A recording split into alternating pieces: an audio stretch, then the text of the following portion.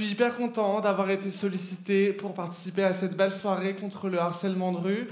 Je vais pas vous cacher, quand on m'a demandé de venir, on m'a prévenu que je serais un des seuls garçons comédiens sur scène. J'ai eu un petit peu l'impression de faire partie d'un quota. Vous savez, j'avais l'impression d'être ce noir qu'on voit sur les photos officielles de Marine Le Pen à des meetings. Et je me suis dit, je suis pas sûr. Et en fait, la sensation est pas hyper désagréable. Du coup, je me sens un petit peu genre la vedette, quoi.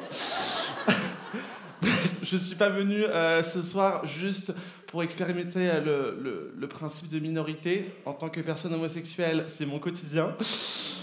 Si je suis venu, c'est parce que le thème de la soirée me parle. On a été victimes aussi, vous savez, souvent les femmes, pendant l'été, quand il fait chaud, elles aiment bien porter des jupes un peu courtes, des shorts un peu courts et tout. Moi, j'adore faire ça aussi.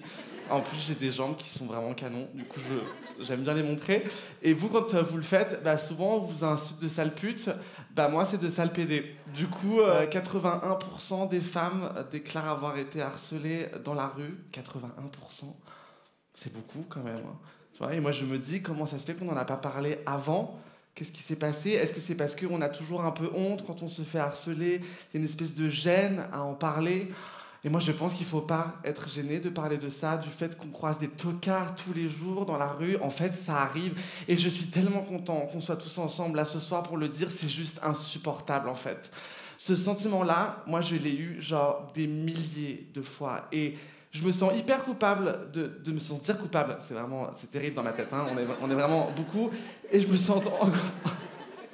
Ouais, ma psy a du taf.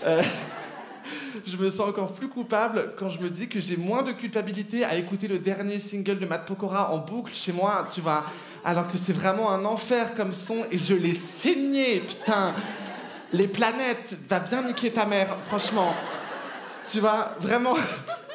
Et je pense que, ouais, non, faut pas applaudir sur Matt Pokora. Mais j'aime tellement cette chanson, putain.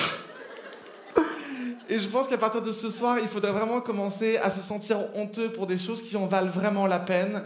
Par exemple, quand on a des propos misogynes, homophobes, grossophobes, moi je pense que les gens qui se déplacent en trottinette électrique devraient se sentir honteux, vraiment. Non mais c'est vrai, vraiment, tu vois. Et la grève n'est pas une excuse, vraiment. Il faut arrêter. On peut pas se sentir honteux parce qu'on se fait alpaguer dans la rue, harceler. Il n'y a pas de raison d'être honteux. Moi, je pars du principe qu'en fait, il faudrait avoir de la peine pour ces gens-là.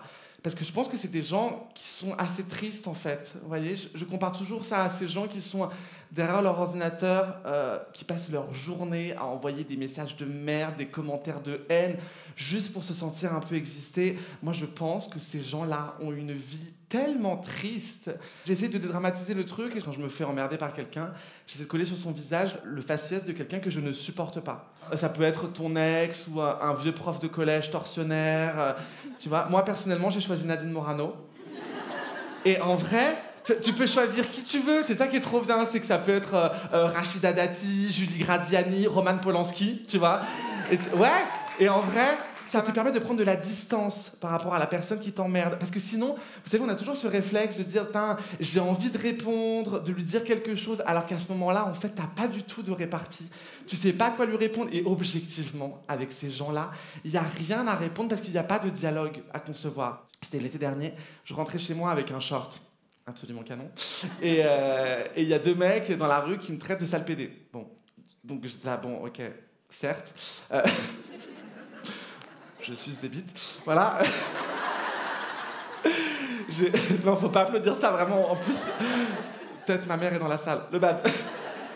Non, mais du coup, je me suis dit, bon, avance, trace ta route, on s'en fout, etc. Et là, les mecs surenchérissent. Ils me disent, ouais, fais pas ton malin, nous, on t'encule. Alors, moi, il faut le savoir, ça fait 6 mois que je me suis pas envoyé en l'air. Donc, franchement, faut pas me chauffer non plus, tu vois. Non, mais... Tu vois ? Et en même temps, j'avais hyper envie, en fait, de créer le dialogue avec ces gens-là.